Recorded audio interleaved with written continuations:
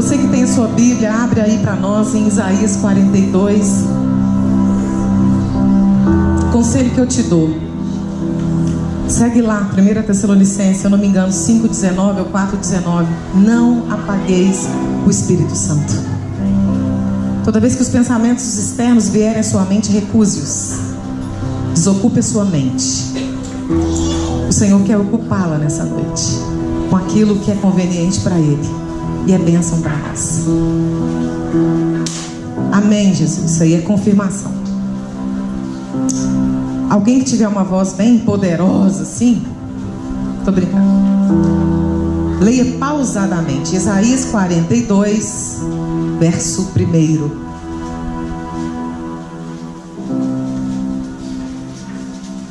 Pode dar uma lida antes, só você.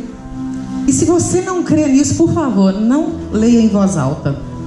Só leia para mim em voz alta aquele que crê no que está escrito aqui, quer se prestar a esse trabalho e quer honrar o que está escrito aqui. Eu vou te dar aí uns 30 segundos. Eu quero que você leia e dentro do que você entender, julgue-se. Se você não tiver inserido nisso aqui, se você não se sente isso aqui, você só acompanhe para que o Senhor te revele. Quando você lê, aquele que entender que tem autoridade, que entender que às vezes não tem tanta autoridade assim, mas se vê dessa forma, ou se deseja assim, aí eu quero que você imposte a sua voz e leia com autoridade. Todo mundo está lendo? Eis aqui o meu servo, a quem sustenho, o meu eleito, em quem se apraz a minha alma. Pus o meu espírito sobre ele, ele trará justiça aos gentios. Amém. Aleluia! Primeira coisa que eu quero perguntar: quem são os gentios? Quem são os gentios? Vamos lá, grupo caseiro. Quem são os gentios? Quem quiser pode responder. Deixa o versículo lá, fazendo favor. Quem são os gentios? Hã? Aqueles? O Erle disse que são aqueles que não conheceram Deus, que não têm parte com Deus. Hein, Suzana? Quem são os gentios?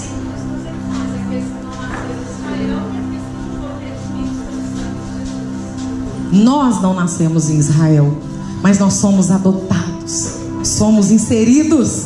Mas tem gentio que não quer. Aquele gentio que é arguído, aquele cristão que é arguído uma vez, que é arguído 2 vezes, que é arguído 3ª vez. Como a gente deve considerar essa pessoa se ela não se arrepender? Então, nesse caso, o gentio é aquele que a igreja não tem responsabilidade sobre ele. Eu não quero ser gentio. Eu já fui uma vez e agora eu sou adotada. Mas cadê o versículo, gente? O Senhor disse que aquele servo que ele acolheu, que ele sustém, esse servo trará justiça sobre o gentio. Ou seja, ele foi escolhido para pregar as boas novas e arrancar os gentios do mundo, para que ele tenha a oportunidade de se arrepender. E é por isso que as mulheres estão se levantando nesses dias para arrancar gentios das trevas para a maravilhosa luz de Cristo. Nós queremos viver 1 Pedro 2,9, porque nós somos raça eleita, nós somos povo escolhido. E se você não se evidenciar como um servo escolhido, você não serve.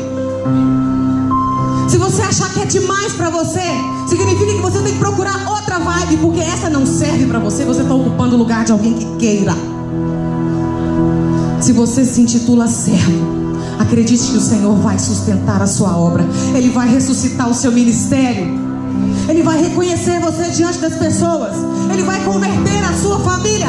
Ele vai liberar nas suas mãos os seus problemas, para que você tenha tempo e disponibilidade para pregar as boas novas, para que quando Jesus voltar, a sua casa esteja cheia de pessoas que você arrancou das trevas. Para quê? Por causa dele. Feche os seus olhos, eu quero orar por você nesse sentido. Senhor, eu sei que nem todos nós estamos preparados para sermos chamados servos no nível que o Senhor tem dito nesse versículo.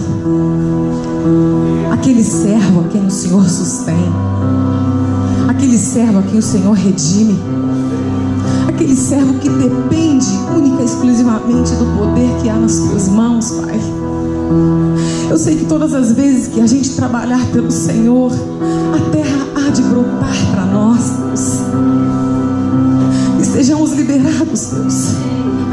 Que essa dor que há no meu peito, que essa dor que há no peito dos meus irmãos nessa noite, Pai, que isso, Pai, acabe, porque isso tem gastado, tem roubado tempo de qualidade diante do Senhor, porque isso tem levado ao desespero, trazendo uma falta de fé, a ponto de a pessoa que te conhece descrer de ti.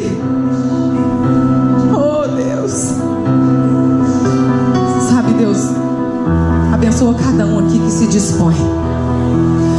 Abençoe cada profeta Isaías que diz: eis-me aqui, envia-me a mim.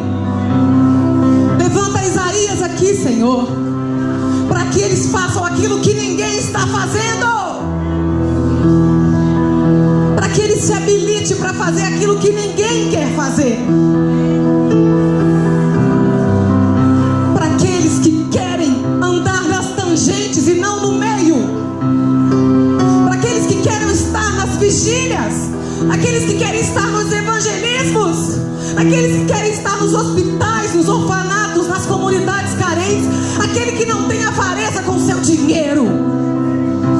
Levanta esses, Pai. Revela esses, Pai. Levanta esses, Pai. Levanta esses, Pai. Aqueles que vencem o desânimo por sua causa, aqueles que olham para suas lutas e não se amedrontam com ela, aqueles que não perdem a sua fé simplesmente porque as circunstâncias são maiores que a força dos seus braços. Unge as mãos, unja, Senhor, a cabeça, unja os pés e leve essas pessoas para os confins da terra, onde o Senhor quiser que elas estejam, onde houverem os perdidos clamando por ajuda, nas prostitutas que estão nas vias expressas, Pai, nas portas dos motéis, Senhor, nas encruzilhadas, meu Pai, onde trabalhos têm sido feitos para destruir casamentos, Pai. Levante aqueles que não têm medo de perder para o Senhor.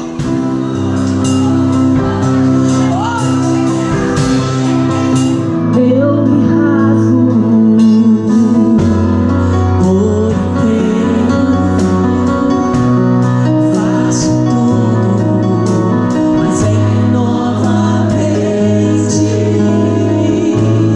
Eu mergulho na mirra ardente, mas peço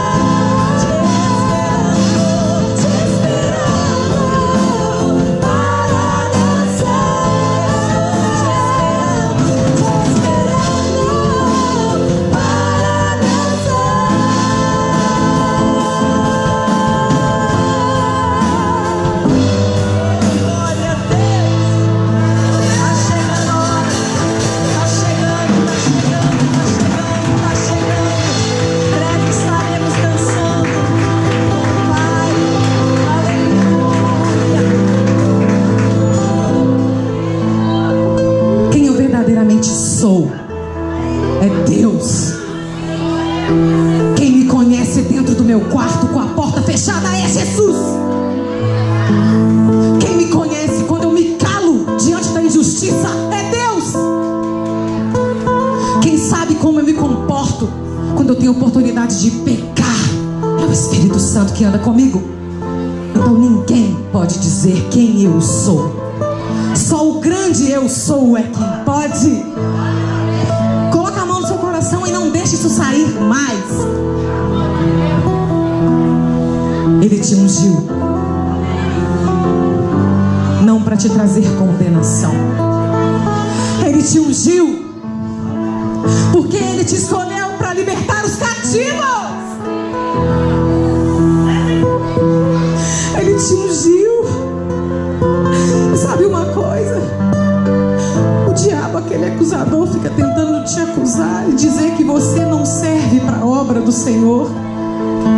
Sabe, o diabo disse para você que servir a Deus é difícil demais porque as pessoas são difíceis demais. O diabo te ensinou a olhar para o outro. O diabo te ensinou a copiar o erro do outro. O diabo ensinou as pessoas a te criticar com os olhos.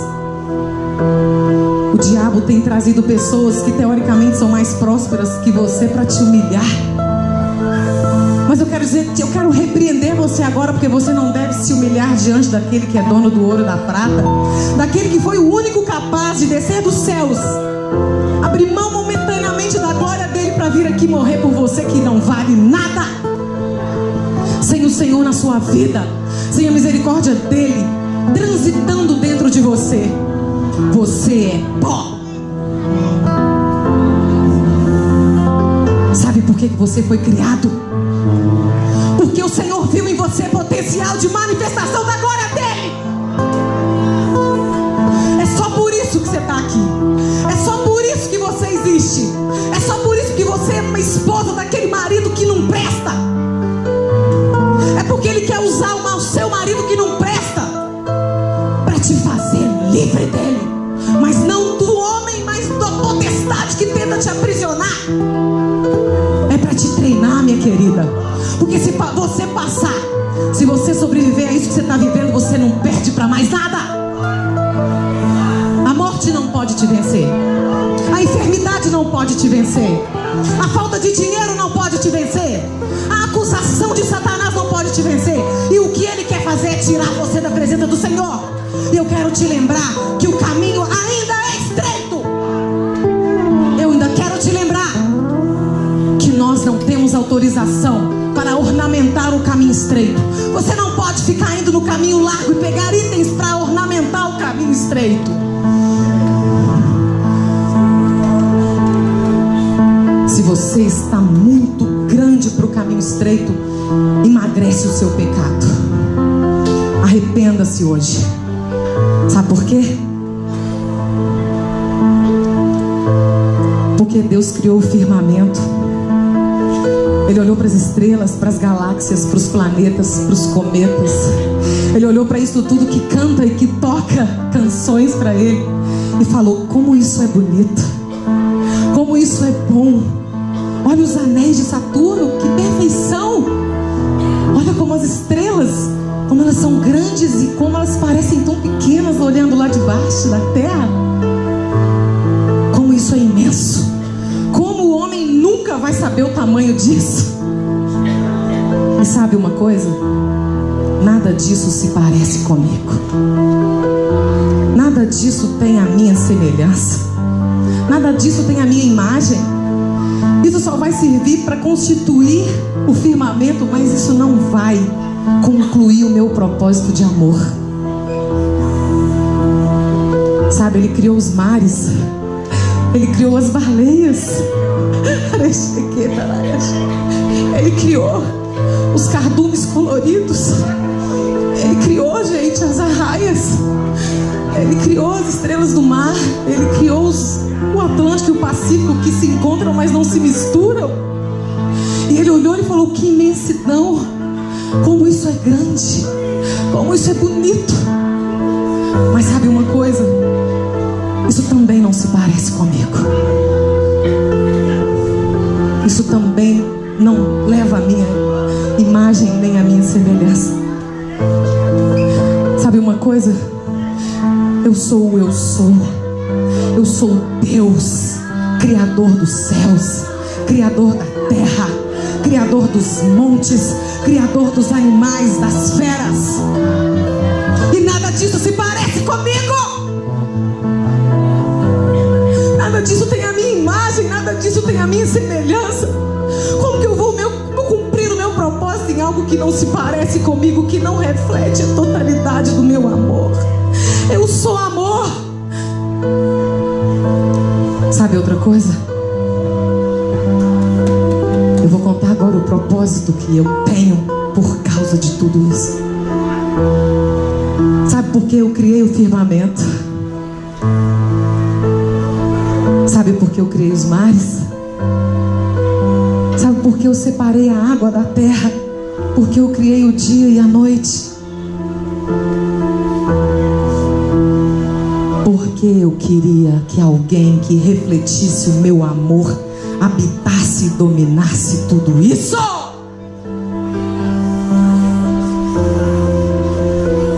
Eu sei que esse ser que eu vou criar, a minha imagem e semelhança, vai me trair. Ele não vai entender. Ele vai fugir.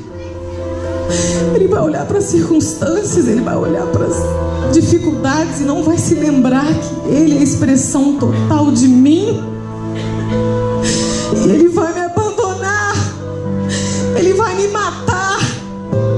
Ele vai crer mais nas próprias forças do que no meu poder e no meu amor. E eu terei um inimigo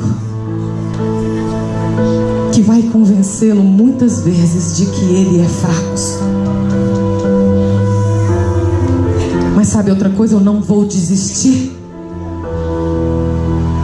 porque eu mesmo vou morrer. Eu mesmo vou me entregar. Eu mesmo vou abrir mão da minha glória. Eu mesmo vou descer ao nível dele. Eu mesmo vou viver as tentações que ele vive para provar que é possível, só porque eu desesperadamente desejo ele de volta. Eu o desejarei de volta. E eu vou dar o livre-arbítrio para eles, porque se eu fizer por força não tem valor. E sabe de uma coisa? Mesmo assim, muitos não vão me querer. Muitos vão me negar. Muitos vão preferir o seu dinheiro às preocupações com as suas contas. Muitos vão depositar na terra o seu tesouro e o seu coração morará ali. E eu não terei de volta, por causa desse grande livre-arbítrio, a mesma quantidade de filhos que eu criei. Eu sou Deus. E vim aqui só para te avisar que eu ainda não desisti de te dar o firmamento. Eu quero te dizer que você ainda tem poder para dominar os mares. E eu quero dizer que essas potestades que estão soltas no ar, elas não são párias para você, porque eu estou do seu lado. Eu te tomo pela tua mão direita e te ajudo e não te deixo. Porque eu te batizarei com o Espírito Santo e com fogo. Eu estarei dentro de você e não há planos dentro do seu coração que eu não seja capaz de realizar. Eu sei que tem muitos de vocês que eu criei que querem se entregar a mim, mas por vaidade não se entregam. Por medo, por satisfação para o mundo, não tomam a decisão. Mas enquanto eu mesmo não liberar o meu filho para buscar a minha igreja, eu não desistirei de você. Assim como o meu filho disse para você, eu vou repetir: não tire pedaços da cruz, leva ela até o fim. Não manipule o meu evangelho.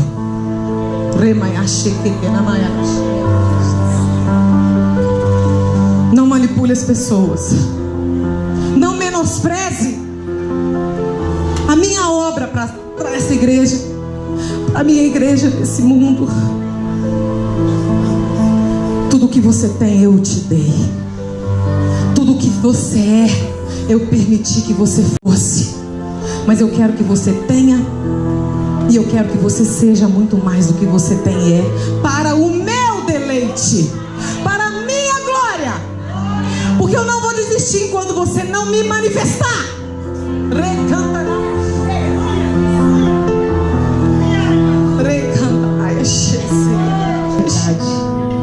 A fidelidade termina quando a relação termina. Quando um cônjuge morre, o outro não precisa mais ser fiel. Mas tem uma coisa que não acaba.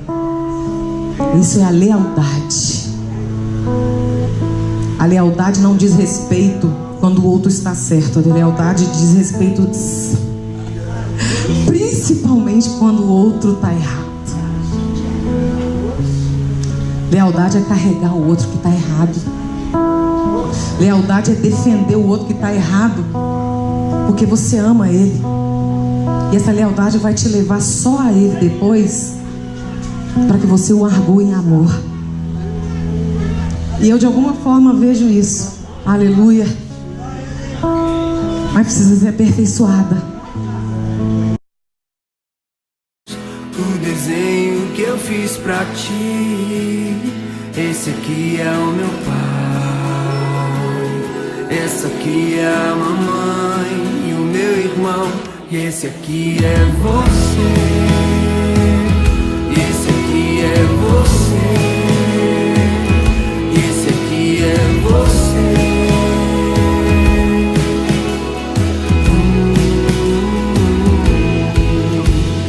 Sabe, Deus, a minha mãe me falou mais cedo que qualquer coisa que me der medo, posso correr pra você, posso correr pra você, posso correr pra você, posso correr pra você.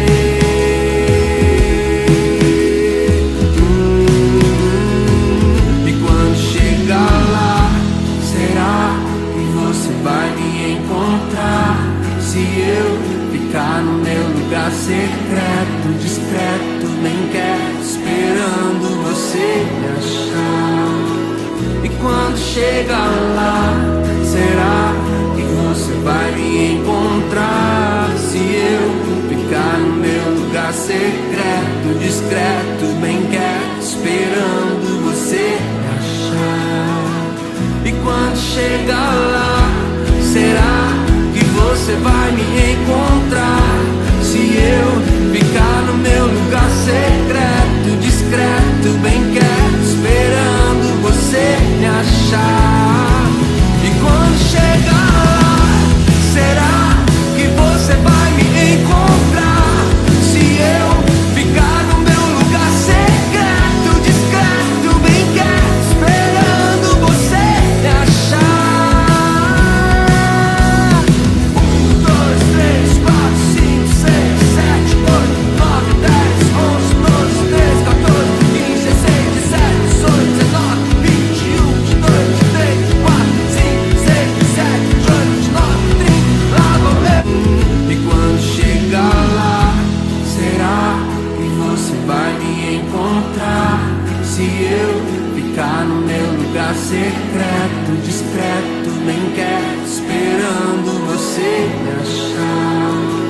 E quando chegar lá, será que você vai me encontrar? Se eu ficar no meu lugar secreto, discreto, bem quieto, esperando você me achar. E quando chegar lá, será que você vai me encontrar?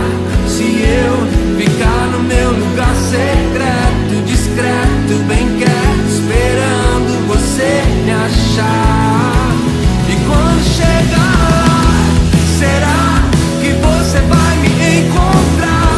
Se eu ficar no meu lugar secreto, discreto, bem quieto, esperando você me achar. 1, 2, 3, 4, 5, 6, 7, 8, 9, 10,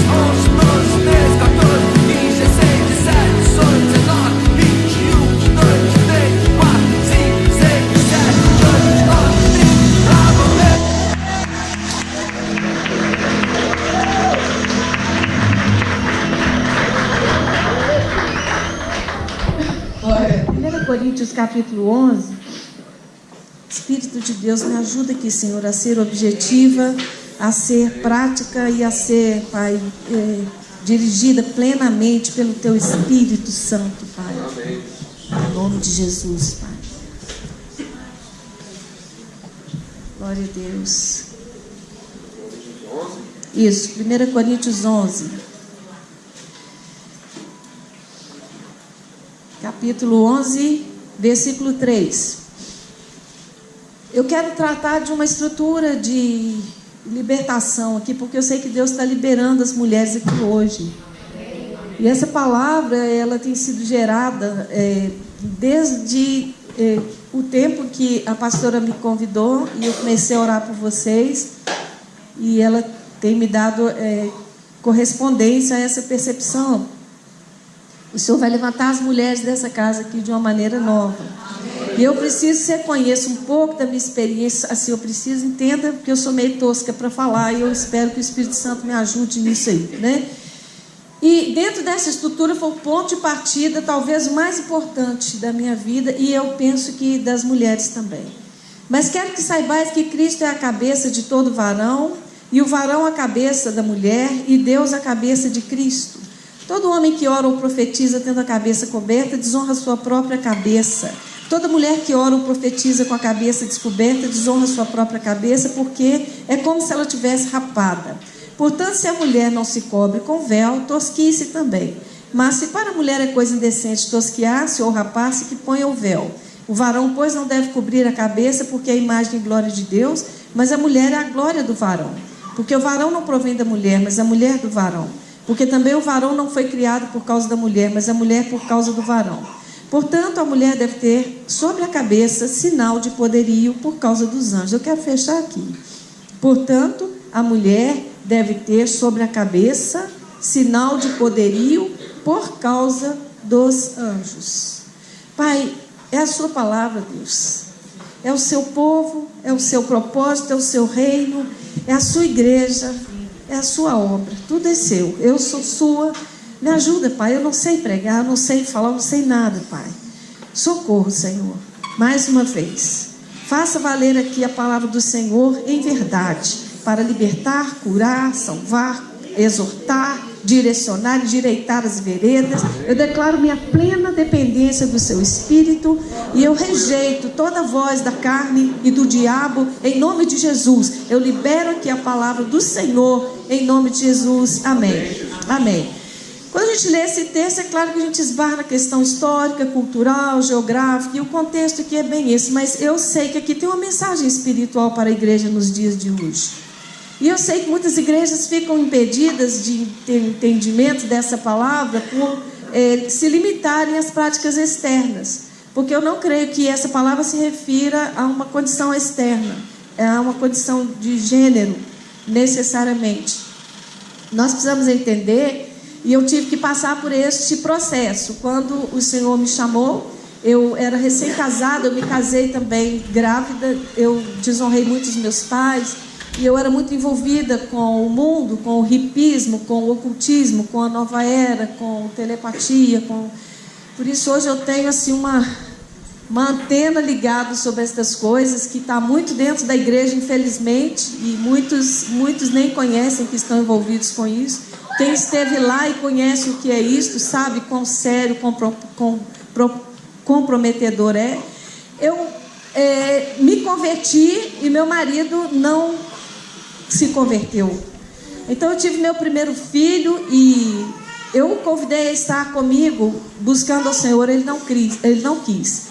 Mas a minha sede, a minha fome eram maiores do que eu. E eu investi pesado na busca pela graça de Deus. Eu fui cercada de irmãos que me sustentaram, que me orientaram, que me discipularam, que me encorajaram, que me levaram para a oração, para os montes, e me exortaram e me arrancaram mesmo das garras do inimigo. Graças a Deus por isso. Eu procurei, no meu trabalho tinha alguém que pregou para mim e era uma pessoa muito fanática, muito mesmo, muito fanática, muito insuportável, daqueles crentes antigos que pregavam e atrás e cobravam. Vocês não têm noção, hoje não existe crente assim, não existe aqueles crentes que pega no pé e te cobra mesmo, né? Isso era providencial, porque senão eu não teria me convertido. Minha vizinhança tinha pessoas que me cercaram de oração, e em todos os lugares onde eu andava, o Senhor me cercou. Tendo me convertido e me firmado na fé, eu fui batizada no Espírito Santo e imediatamente recebi um chamado. E como eu sempre tive um temperamento extrovertido, e eu sempre fui líder nos lugares onde eu chegava, espontaneamente, eu perdi muitos amigos de uma safra grande de pessoas, porque eu me converti. Logo em seguida eu percebi que o Senhor estava me dando pessoas, e eu orava, o que talvez muitas mulheres hoje estão orando: Senhor, como eu posso ser útil para o Senhor? Como eu posso ganhar vidas? Como eu posso trazer o reino? Como eu posso ser usada? Era um sonho muito grande para mim, porque eu tinha um vazio muito grande desde criança, e eu buscava, eu sempre tive crise existencial, porque eu buscava significado para as mínimas coisas, em todos os segmentos da vida. Eu me lembro que criança eu subia no pé de jambo que tinha no fundo da minha casa, eu olhava para as estrelas. Hoje você falou aqui da ordenação do Senhor, da criação, eu me reportei a essa experiência. Eu perguntava: Deus, quem é o Senhor? Quem fez tudo isso? Para que tudo isso? Por que eu estou aqui? Onde o Senhor está? Qual é o seu nome? Fala comigo. E eu era criança, e ninguém me ensinou isso.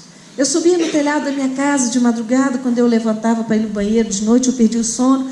Eu subia no telhado, eu olhava para o céu, eu falava: eu não sou daqui, não é possível.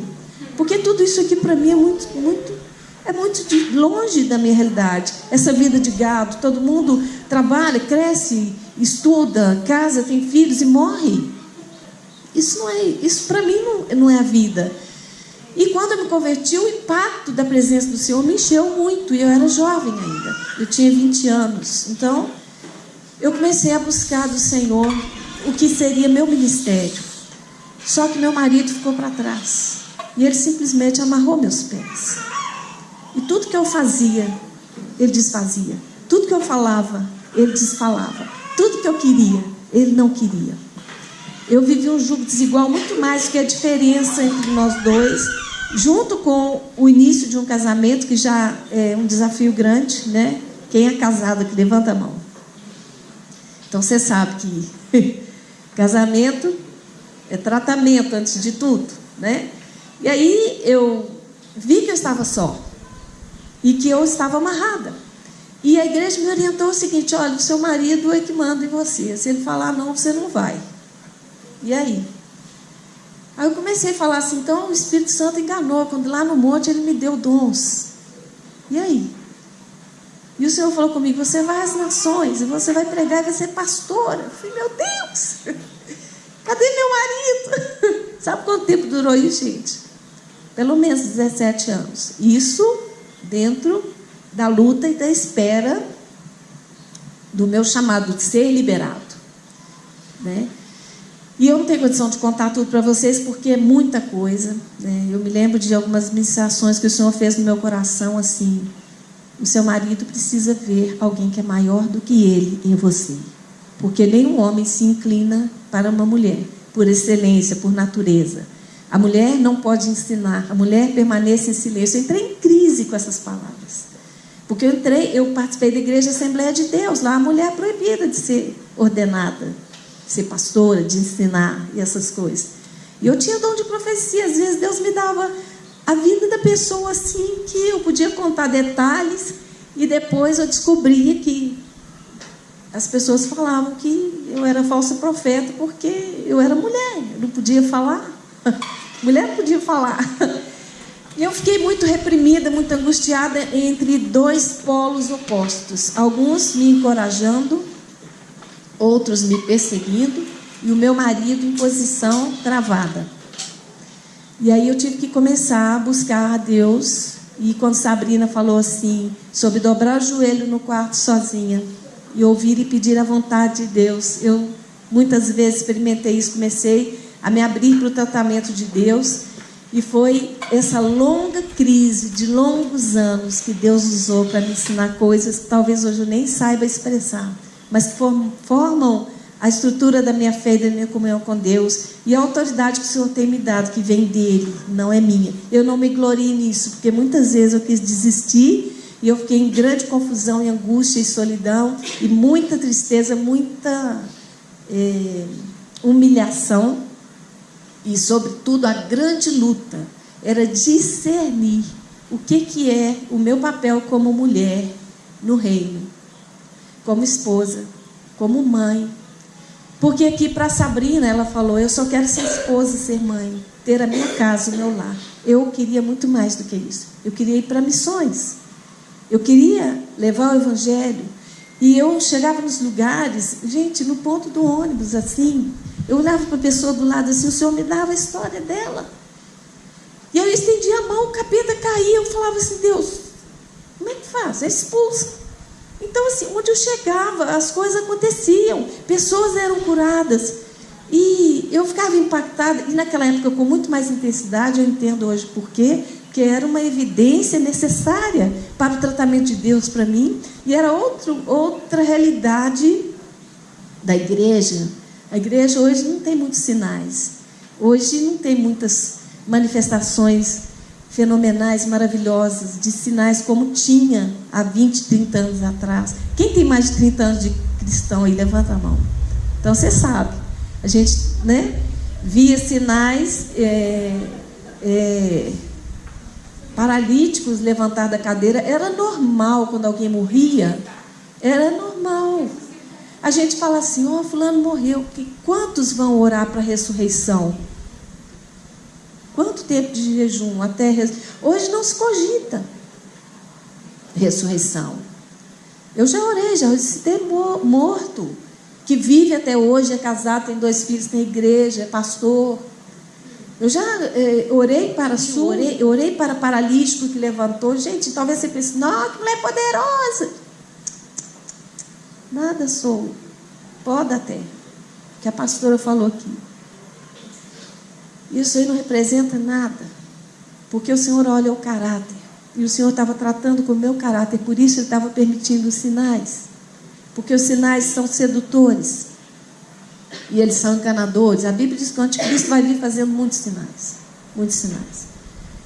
E eu me apeguei àquelas coisas e me voltei contra meu marido, e comecei a desprezá-lo no meu coração, porque ele não amava Jesus, e ele foi para o lado oposto que eu fui.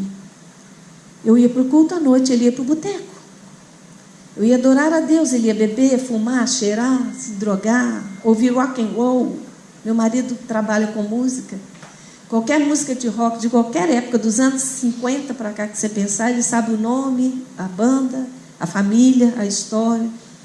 Ele deve ter cerca de 2.000 CDs. Então, quando fala de música do mundo, ele é uma pessoa... procurada pelos colecionadores e especialistas da época. E aí eu fiquei sozinha, e foi nascendo um filho atrás do outro, porque eu falo, gente, eu não quero mais esse casamento, eu não quero mais esse homem, ele é uma trava no meu ministério, ele é uma trava no meu chamado. E eu ganhava vidas, eu ganhava gente, onde eu chegava eu virava igreja. Eu fundei pelo menos 5 igrejas. Começava assim, a igreja doméstica, vamos sentar aqui, vamos orar. Oh, glória a Deus, aleluia. Na outra semana tinha 10, na outra semana tinha 50, na outra semana tinha 80. Eu chamava o pastor, falava, pastor, manda um pastor olhar lá, né? Aí mandava o pastor e tudo, a igreja ficava... E o Senhor foi me usando de uma maneira que alguns aqui que me conhecem há muitos anos, tipo Bruna, que me conhece desde 3 anos de idade, né, Bruna? Ela via, ela sabia como a gente andava nos lugares. O pastor Judson era meu vizinho, e a gente chegava do culto de tarde, ele era da igreja batista tradicional. Aí eu desafiei ele, eu falei, você crê no Espírito Santo? Uma hora eu conto essa história aí, que eu não gosto de contar longe dele, não. Depois eu conto. E também fica meio, sabe, meio clichê, assim. Eu quero que o Espírito Santo apareça, e não a minha vida. E eu quero que você saiba a questão da crise, a crise no papel de mulher, que toda mulher vai enfrentar, para manifestar, para trazer o reino. Primeiro que foi o Senhor, depois me explicou isso, eu vou tentar resumir, tá? A mulher pecou, ela foi enganada. Repete comigo, a mulher foi enganada. Adão não. Por causa disso, O Senhor tirou da mulher o governo. Ela não pode governar. Mas governar não significa ser instrumento de Deus. Ou não ter ministério. Ministério é serviço. Não é governo. Então, trabalhei como... eu fui em muitas igrejas, eu vou falar que vai demorar. Eu trabalhei 15 anos numa igreja, depois 8 anos em outra igreja, e assim, trabalhando itinerantemente. E depois, por último, veio Deror. E Deror foi uma palavra profética. Deror significa liberdade ou ano do jubileu.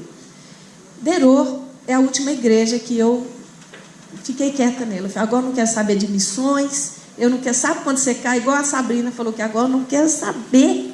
Eu não quero saber de missões, eu não quero saber de sair para pregar. Eu vou ficar quietinha, eu vou fazer discípulos. Por quê? Eu saí de uma comunidade que eu servi durante 8 anos. E essa comunidade me feriu muito, porque era muito engessada. A coisa era muito certinha, eu era funcionária mesmo, paga, contratada e tudo. E eu trabalhava com 90% das atividades da igreja, etc. Mas o Senhor me chamou para sair de lá. E eu conheci o pastor Thomas havia muitos anos. Quando ele chegou no Brasil, a gente teve contato, alguns da minha família morou lá na casa dele e tal. Então ele soube dessa dificuldade que eu tive nessa comunidade, mandou me chamar para conversar comigo, para saber o que estava acontecendo. Quando eu cheguei lá, eu falei, pronto, ele vai me dar uma sentada, né? Vai falar comigo, o que você está fazendo? Né? E essa é outra história, no início de uma outra história. Na hora que eu sentei, que eu contei para ele a história, ele falou assim, não, você está no lugar errado. Eu vou assumir a liderança sobre o seu ministério e vou te explicar o sentido do seu chamado. Porque os homens não vão entender. Você representa uma ameaça para os homens, porque os homens, a maioria deles, não entende que uma mulher pode ter ministério. Gente, sabe o que eu ouvi isso? Uou! De alguém? Uma mulher pode ter ministério apostólico, profético, pastoral, evangelístico e de mestre. Uma mulher pode ter. E como eu estava na verdade, eu tive que primeiro, porque eu cheguei, eu estou falando da questão do reino, que eu estou tentando resumir aqui, tentando passar o máximo possível do que eu lembro da minha história, para que você entenda o que eu entendo, o que eu penso que Deus está fazendo aqui hoje. Essa é uma questão que foi ministerial, ela foi espiritual, relacionada ao meu chamamento em relação à igreja e ao reconhecimento da igreja e à aceitação da igreja. E na minha época isso era muito pior. Agora, tinha a questão pessoal do meu casamento com o meu marido. Então, a primeira coisa que eu tive que aprender foi perdoá-lo. Eu cheguei em níveis e níveis de desprezo que, mesmo sendo missionária, eu levantei fortalezas de defesa contra ele. E eu mantive uma distância, eu fiz um mundo completamente longe, paralelo, mas completamente distante, distinto do dele. Então, qualquer coisa que ele dissesse para mim não tinha relevância. Eu desprezei a autoridade dele de homem. Desprezei porque ele se apegou ao pecado e ao mundo, ao ponto de comprometer a criação dos nossos filhos, se Deus não tivesse tido misericórdia. Ele me expôs em muitas situações ao abandono, ele me expôs à vergonha, ele me expôs ao descaso em níveis desumanos, que eu não tenho tempo de contar aqui agora. Talvez você pense assim, nossa, ninguém merece um casamento desse, Deus já teria desfeito, ou, de acordo com alguns líderes, eu deveria abrir mão desse marido, separar e ir embora, porque ele já tinha me dado motivos bíblicos para a separação, bíblicos e comprovados, Mas quando a gente dobra o joelho, Sabrina, a gente fala, seja feita a tua vontade. E eu sei que se você é casado de verdade, tem sinceridade diante de Deus, você sabe que em algum momento, nas suas frustrações e desapontamentos, houve no seu coração a cogitação de separação. Como você dissesse assim, onde que eu fui enfiar minha vida? O que eu estou fazendo aqui? Por que eu me casei? Por mais santos que sejam os dois, são dois seres humanos. E casamento, como disse o apóstolo Paulo, é tribulação na carne. Ele fala isso, né? Mas é bênção, viu, gente? Não quer desanimar os solteiros, não, porque para mim, hoje eu digo com toda a propriedade, é a maior bênção da minha vida. Porque por meio do meu casamento, o Senhor forjou os maiores ensinos espirituais que eu sei e ensino hoje, né? Então, quando eu vi que meu marido realmente não quis exercitar o papel de autoridade, eu entrei em níveis de consagração, de busca, de estudo bíblico, fui cavando, fui procurando pessoas, procurando livros, procurando estudos, orando, jejuando, sem parar, até o Espírito Santo me explicar o que ele queria de mim. Então, a primeira coisa que o Senhor me disse: o seu marido é autoridade. E você tem que reconhecer isso. Senhor, mas ele está desviado, mas ele é autoridade. Ele é autoridade. E essa não é escolha sua. Eu falei, como que é isso, Senhor? O Senhor me disse, quando você era solteiro, o seu pai era autoridade. Você escolheu sair dele? Não. Então ele é autoridade. Não é escolha sua. A autoridade é instituída por Deus. Então a primeira coisa que o Senhor me fez saber é que o meu marido, sendo autoridade, eu tinha que me ajustar sob a autoridade dele, para que o meu ministério não sofresse tanto contra-ataque. Eu era muito contra-atacada. Eu estava sempre doente, sempre com dificuldades financeiras terríveis. Eu estava sempre com angústias e opressões, com aflições que eu sei hoje que o Espírito Santo não eram tribulações, não eram provações, eram ataques do diabo por causa dessa disfunção hierárquica. E ela reflete diretamente na igreja. Então, um dia eu comecei um trabalho na minha casa, o meu pastor me chamou, o pastor Mendes, falecido hoje, falou, pode parar com o seu trabalho, o seu marido não aprova esse trabalho. Só que no meu coração, eu pensava assim, meu marido está no trabalho, ele não está vendo, o povo chega e sai antes dele chegar, então não tem problema, eu posso fazer, o Senhor me chamou, eu não posso sair de casa e deixar os 4 meninos, então esse pastor não sabe o que está falando, eu vou continuar. Fui muito bombardeada, muito. Pena que eu não posso falar, porque não dá tempo. Então, eu entendi que era isso pelo Espírito Santo, me propus a obedecer. E quando eu encerrei esse trabalho dentro da minha casa, nós temos mania, assim, sabe, de achar que porque nós temos dons, isso justifica qualquer iniciativa. Eu volto a falar. Os dons, se não forem adequadamente usados, eles se tornam num laço. Amém? Vocês falaram aqui de laço. O laço bom, que vem de Deus, ele edifica, ele consolida um propósito. O laço do diabo, ele te impede, ele te amarra, né? Mas eu chamo de laço bom aliança, né? E muitas vezes a gente chama de aliança o que é laço, né? Mas, bom, esse é outro assunto. Eu comecei a buscar de volta esse texto que eu li aqui. Se ele é cabeça, como funciona isso no mundo espiritual? O Senhor falou comigo ali no último versículo que eu li. Você precisa do véu na sua cabeça por causa dos anjos. E eu tive uma visão, uma das tantas que o Senhor tinha me dado de exortação. Era exortação, né? Todo mundo tem visão de bênção. Mas quando o Senhor quer bater também, Ele dá visão. O Senhor me falando que eu estava sofrendo ameaça e meus filhos também, porque eu estava descoberta. E eu fui procurar entender como que é isso no mundo espiritual, se meu marido era ímpio, se ele era gentio, se ele escolheu ser gentio. E não faltou oração, não faltou pessoas para irem pregar para ele, não faltou a submissão no sentido prático da expressão. Muita mulher pensa que submissão é fazer tudo que o marido quer, não é nada disso. Ou ser capacho de marido, não é nada disso. Não é nada disso. Eu tive que aprender o sentido, que esse é outro ponto que eu vou chegar. O primeiro é a hierarquia.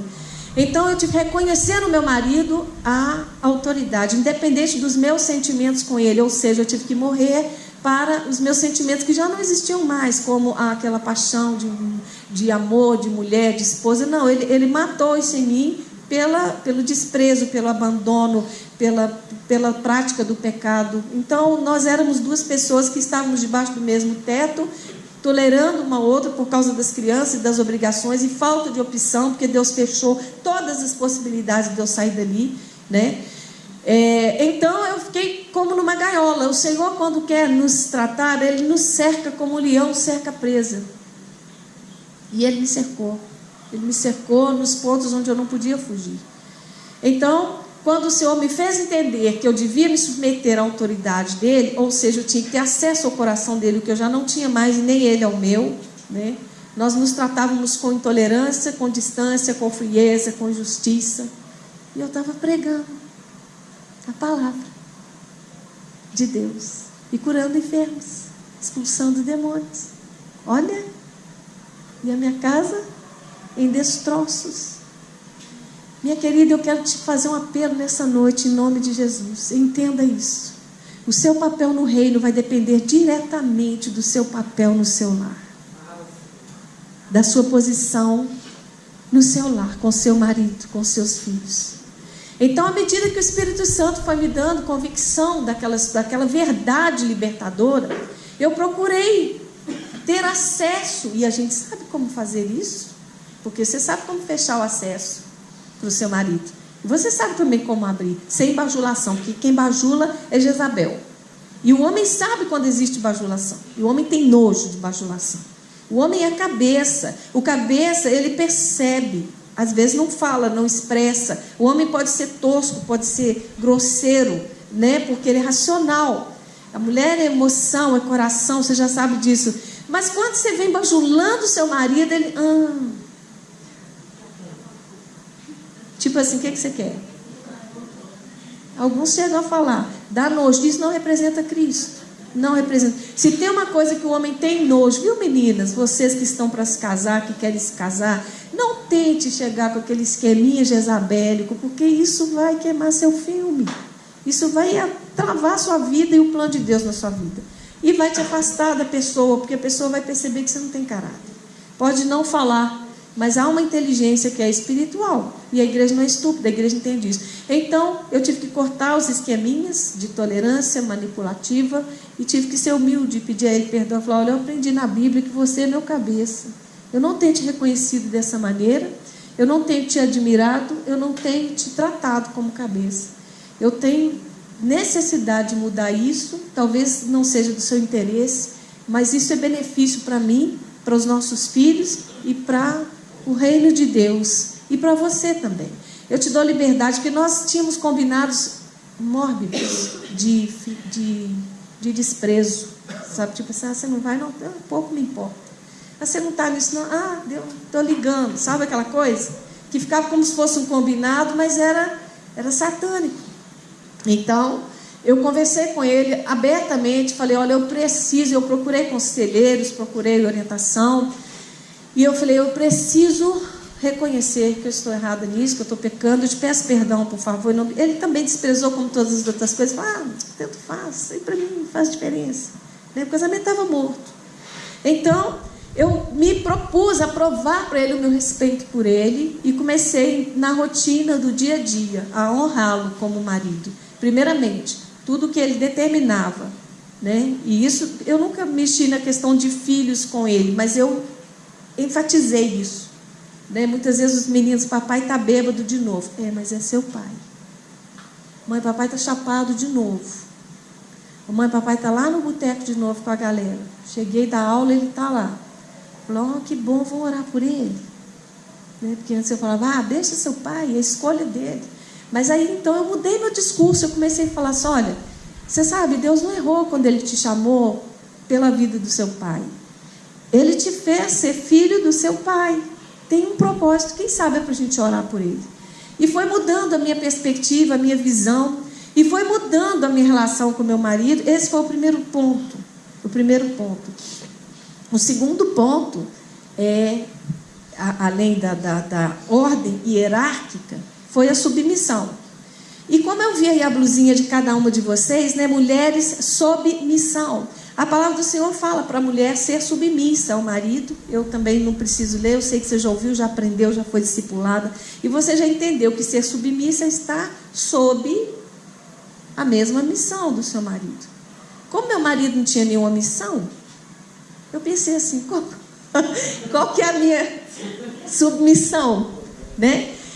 É claro, queridos, que num dado momento eu me movia muito na esfera do sobrenatural, em nível de submissão, pelo seguinte, o Senhor um dia, eu estou me valendo de maturidade aqui, porque eu creio que essa é uma comunidade que tem a liberdade no espírito, né, e que tem discernimento da palavra, o Senhor um dia se manifestou a mim claramente, numa das madrugadas, dizendo: eu sou o seu marido. Eu sou o seu marido. E ele confirmou isso em Isaías 54. Se você quiser, você pode ler lá. Não vou abrir para redimir o tempo. Então, ele falou: eu sou o seu marido. Em tudo o que o seu marido falhar, eu não falharei com você. Então, quando meu marido deixava de pagar uma conta, eu pegava aquela conta e falava assim: meu marido, aqui está vencendo a conta. Eu tenho crianças pequenas, eu não posso sair para trabalhar. Toma essa conta aqui que ela é sua. O Senhor pagava aquela conta de algum modo.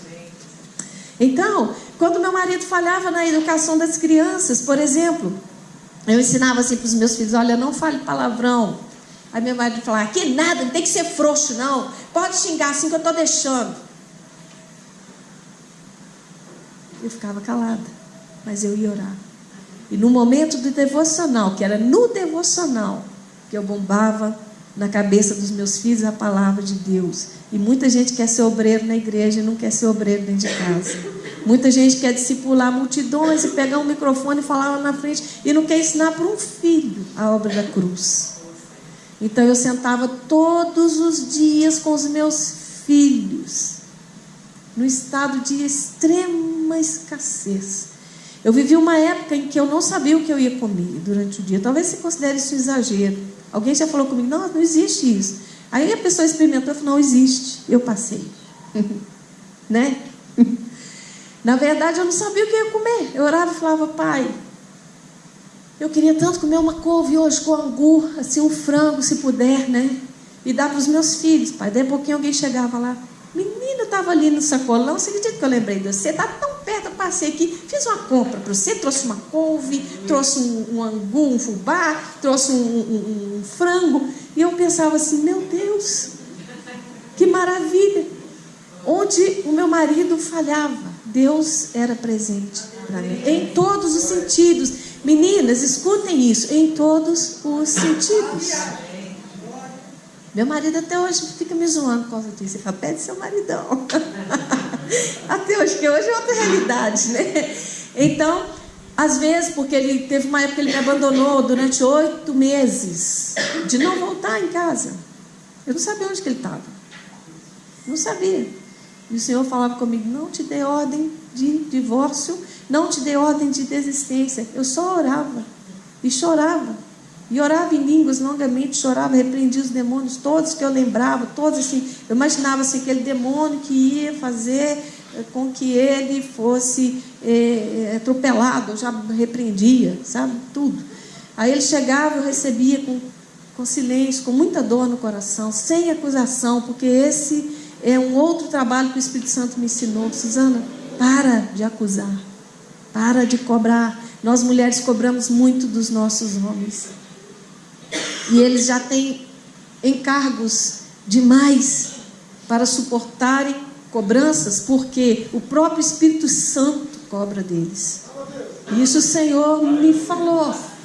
É verdade, quando um homem, por isso que eles ficam.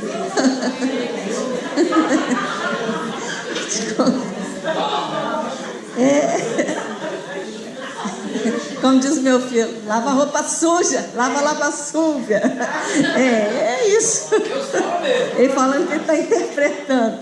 Mas eu percebi.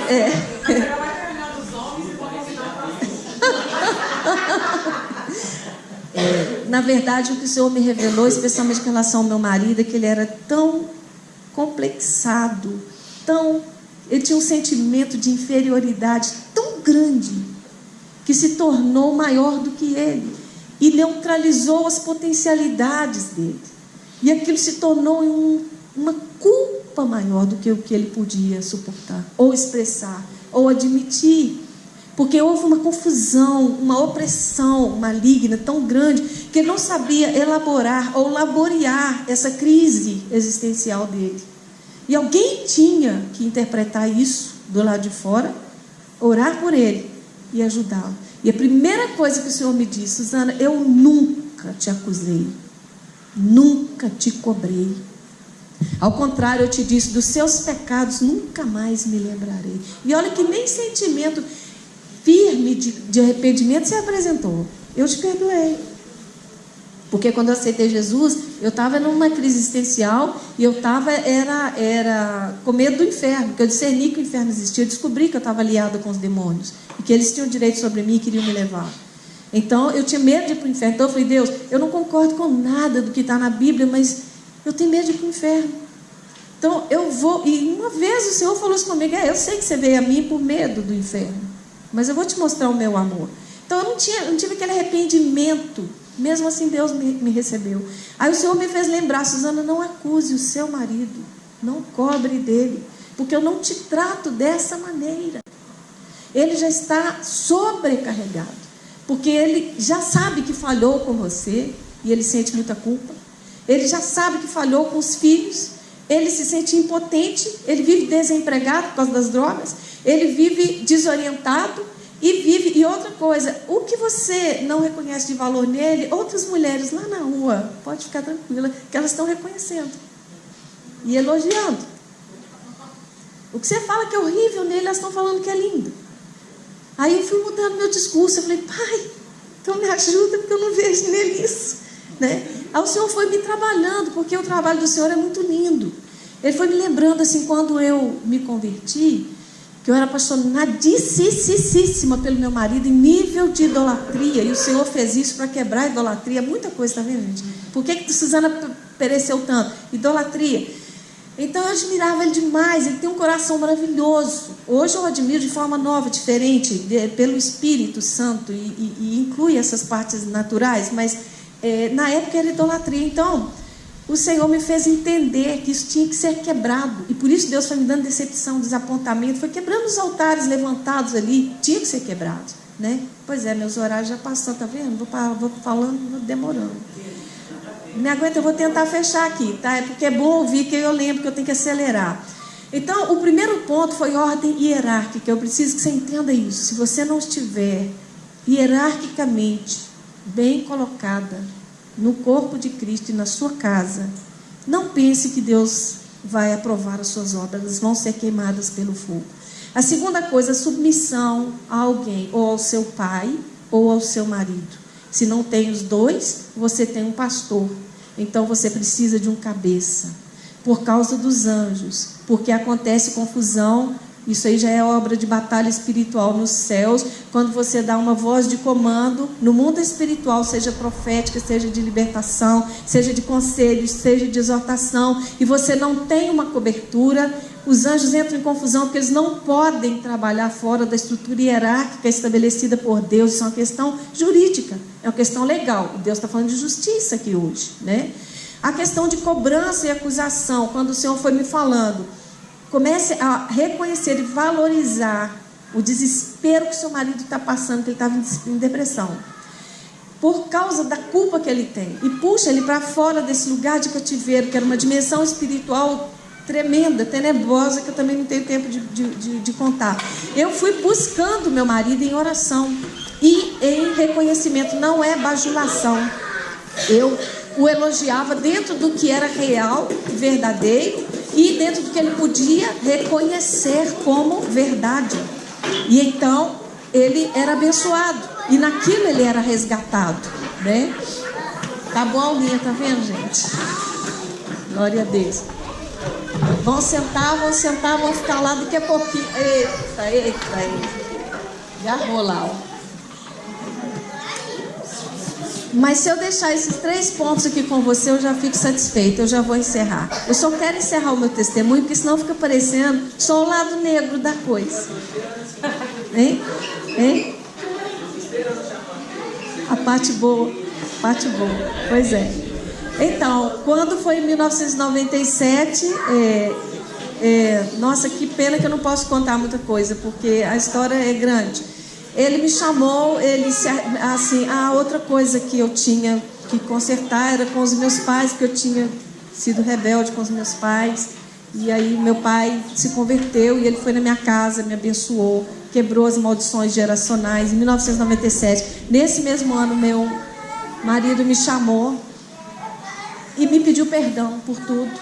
e falou comigo assim: olha, eu tenho andado errante esses anos todos, e eu quero confessar todos os meus pecados. Então, gente, foi uma noite inteira de confissão.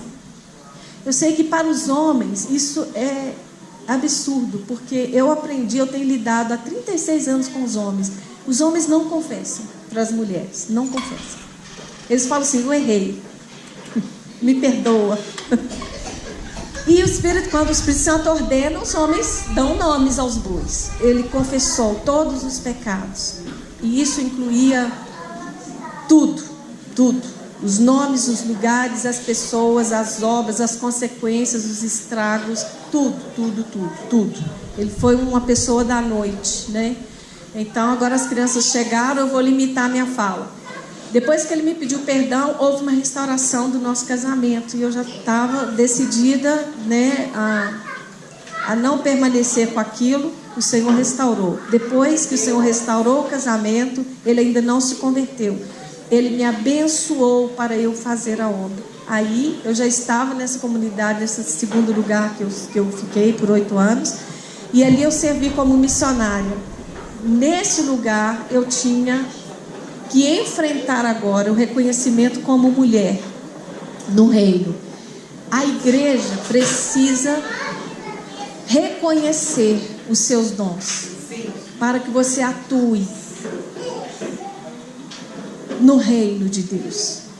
Não adianta você querer ou declarar que é alguém ou querer fazer alguma coisa se a igreja não reconhece isso em você. É a igreja, você não recebe nomes e títulos e unções e encargos e funções e promoções fora do reconhecimento da igreja sobre a sua vida. Se você se coloca em algum lugar, em alguma obra, em algum mover que a igreja não reconhece, por favor, abra seus olhos, pare hoje de fazer. Não pense que a igreja está contra você. A igreja é levantada pelo Espírito de Deus para reconhecer, nomear, treinar, equipar e enviar pessoas dotadas de dons e da unção do Espírito Santo. Então, mulher, pensa no que eu estou te falando: estrutura hierárquica, submissão ao marido, ordem dentro de casa, perder a necessidade de reconhecimento, porque isso vem pelo Espírito Santo. A Bíblia diz que aquele que se promove a si mesmo é tolo. Ele é tolo. Ele é ridículo. É ridículo. Ele está pagando mico, está passando vergonha e não está sabendo. Então eu me lembro que em decisões na igreja que a gente toma, né, eu me lembro de algumas pessoas que quiseram sair para algumas missões e para algumas obras. E nós não tivemos assim aquela liberdade de falar com a pessoa: não é nada disso. Por favor, não faça isso.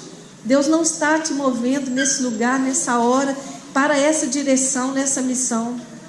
E nós então resolvemos orar pela pessoa, sem ferir a autoridade da pessoa, sem expor, sem falar mal, e porque também a gente pensou que era apego nosso à pessoa. Nós oramos e na mesma semana o Espírito Santo falou com a pessoa assim: observe o que a igreja está dizendo a respeito da sua decisão de ir para a obra. E aí a pessoa começou a perguntar: o que vocês acham dessa investida, dessa vontade de ir para essa obra, para essa missão? Eu estou orando, já vou comprar as passagens e tudo. Todo mundo deu o seu parecer. Aí o Espírito Santo falou assim: a resposta está na igreja, é não. Então, mulher, se você quer ser útil no reino, comece pelo seu lar. E olha, eu quero te dizer uma coisa: você pode muito mais arrumando sua casa, cuidando do seu filho, cuidando do seu marido, muito, muito, muito mais do que na igreja fazendo alguma coisa. Eu não quero desprover os pastores de ajuda, mas eu sei que eles querem pessoas que tenham lares saudáveis, porque se o lar é saudável, a igreja é forte, é saudável. Se a igreja é forte, a sociedade é saudável, é forte. Esses laços que foram colocados aqui, que são laços de comunhão, de unidade, eles vão te ajudar na sua fraqueza, a receber ajuda, a ter a humildade de falar: olha, eu não sei fazer isso, eu não sei ser submissa, eu não sei, eu sou invejosa, eu preciso de ajuda. Você já viu alguém falar isso? Você já ouviu alguém falar assim: eu estou doente, eu preciso de ajuda? É ou não é? Já? Agora você já ouviu alguém falar assim: eu sou invejosa, eu preciso de ajuda? Mas a unidade dá essa graça. A unidade te desarma, porque não é você. Então esse é o último ponto que eu quero falar aqui para encerrar, tá? Esse é o último ponto. Unidade. Se a igreja te reconhece e você tem unidade com a igreja, você vai ficar esperto e perceber que a igreja está te elegendo ou te disciplinando. Eu tenho o hábito de chamar a atenção dos meus discípulos, francamente, mas eu faço isso individualmente. E eu faço geralmente por escrito. Eu escrevo uma carta, eu ponho tudo que está no meu coração. Eu mando a carta, se a pessoa quiser conversar depois, eu converso. Pelo simples fato de mostrar para as pessoas isso que a pastora falou aqui, que eu me importo, que eu amo, que quem ama exorta. Quem ama exorta. E é na unidade que você tem condição de ver que você tem que ser o tijolo alinhado com todos os outros para fazer uma construção. Porque se você estiver desalinhado, o tijolinho do lado vai poder te cutucar e falar: alinha, para você chegar na construção. Amém? Então, deixa eu só recapitular aqui, ó. Estrutura hierárquica, submissão ao marido, ou ao pai, ou ao pastor, que também é a estrutura, né? Estar em santidade já faz parte, porque isso aí a pastora já está ensinando, né? E unidade na igreja, ser reconhecido pela igreja, estar em unidade. É claro que eu estou pincelando isso aqui, gente, para te dar um norte, assim, para te dar um encorajamento. Há 4 anos atrás, por 3 anos e meio, o meu marido se converteu. E nós tivemos o prazer de batizá-lo, eu e o pastor Wilson. Queridos, e vou usar a fala da Sabrina: se Deus me fizesse passar por tudo de novo, e são 36 anos, eu passaria tudo de novo. Hoje esse homem me ama como nunca me amou antes, como Cristo ama a igreja. Ele vela por mim, ele zela. Ele está em processo, é novo convertido, ele cuida de mim, ele baba meu ovo, sabe? Tem dia que eu tenho que espantar ele, eu falo: calma, calma, sabe? Então, esse amor humano de mulher, escuta isso, meninas, esse amor, esse anseio, eu tenho visto ministérios morrerem por causa disso, porque a mulher quer ser amada e ela precisa disso em nível de alma. Mas se o Espírito Santo, a pastora falou aqui profeticamente, se o Espírito Santo te levar, e você, eu creio que você quer ir a um nível mais alto, você vai ter que morrer para isso. E Deus vai colocar um sentimento superior, que é o amor ágape. Você tem que sair do nível eros. Ele é temporário, ele é necessário, é bom, ele é de Deus. Não tem nada de errado nele quando está dentro do matrimônio, mas ele tem um propósito específico que é cumprido ali em nível humano. Mas vocês dois não são apenas humanos, vocês são espírito. Não são apenas uma só carne, vocês são espírito e têm um ministério os dois juntos. E essas diferenças vão fazer vocês se lixarem ao ponto de se aperfeiçoarem e vencerem as carências pessoais. Eu estou falando de uma pessoa, estou apresentando a vocês uma pessoa falecida na cruz. Eu tive que morrer para os meus anseios de mulher, de esposa, aqueles mimos, aquelas coisas. Você não me ama mais, você não me beija na boca, você não me fez uma declaração de amor hoje, você não me deu flores. Ai, meu Deus, vida. Nós somos guerreiras e podemos viver acima disso. Não que isso seja ruim, eu não estou tirando o valor disso, é bonito, é maravilhoso, é de Deus, mas é temporário e tem o seu propósito. Você vai passar desse propósito e vai além dele. Então, querida, seja esperta, é igual o perdão. A gente não perdoa porque está morrendo de amores por aquele que nos feriu. A gente perdoa porque é esperto, porque teme a Deus. Quem é esperto aqui? Quem já perdoou aqui? Por inteligência espiritual, não é porque você estava sentindo vontade. Você perdoou porque você ama a Deus num grau que você fala: eu não quero ir para o inferno, nem condenar fulano, nem ser condenado.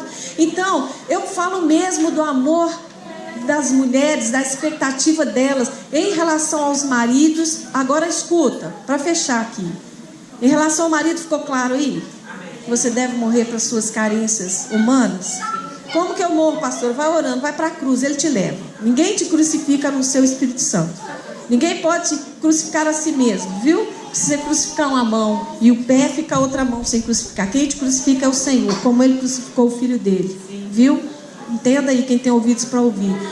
Então você entendeu o negócio do marido, que você tem que ser liberta dessas carências. Você atrapalha o ministério dele, porque se ele precisar de acudir à obra e você estiver barrando na frente dele, você vai ser um problema e não uma ajuda.